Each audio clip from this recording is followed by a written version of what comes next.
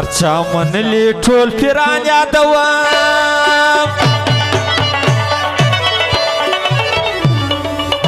دا نازولی د سبحان یادوم پتل چې پروت شي زیارت خوند کوي وایم د میا صاحب صفات خوند کوي او د ادریس خانو د ماین خانو محمد ناصر دغه فرمایش دی هر چا منلی ټول پیران یادوم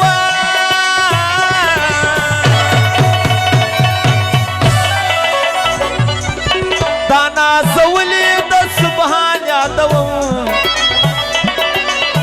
پتل چې پروت شي زیارت خوند کوي وایم د میا صاحب صفات خوند کوي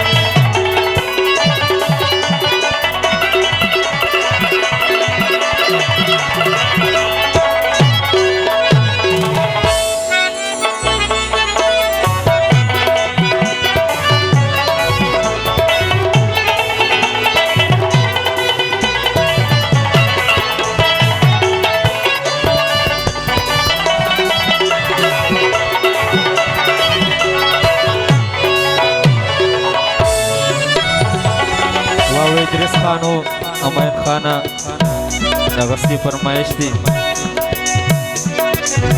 په شوبات پسې د کور ولاړې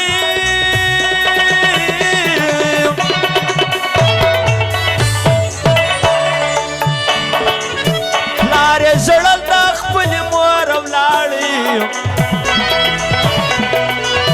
سوکه سوکه سولو پر لار روان څو شپې یې وکړلې پر بچې دیبان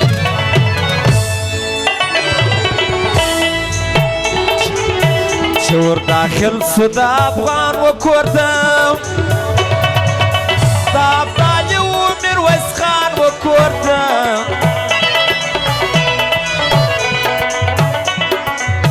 داسې د هر پیر سره محبت خوند کوي وایم د میا صاحب صفات خوند کوي من یې په ډېر عظیم نشان لیکمه جذبې د میا عبدالحکیم لیکمه هغه کامله اولیا څه ویل غوږ باندې ونیسئ نانا څه ویل هر چا منلی ټول پیران یادوم دا نازولی د سبحان یادوم پتل کې پروت شي زیارت خوند کوي وایم د میا صاحب صفات خوند کوي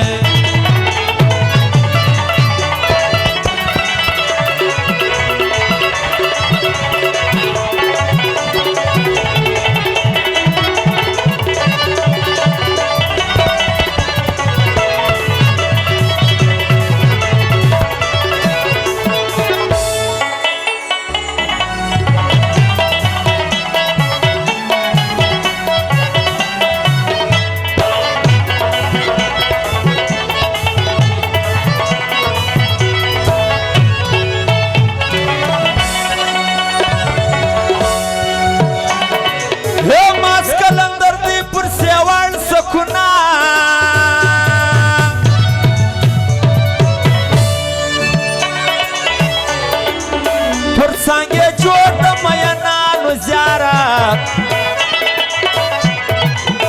دی په مرشد باندې مزار شایسته په ملنګانو یې دربار شایسته شمس توریز بابا کباب پخاوي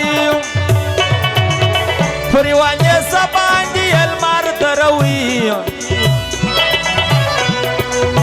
د هر ولی سره کرامت خوند کوي وایم د میا صاحب صفات خوند کوي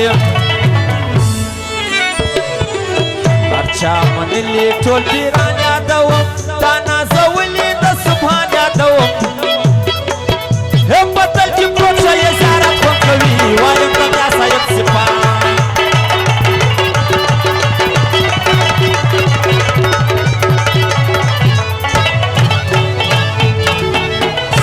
ملنګو د وزن د کلندر بچا غزل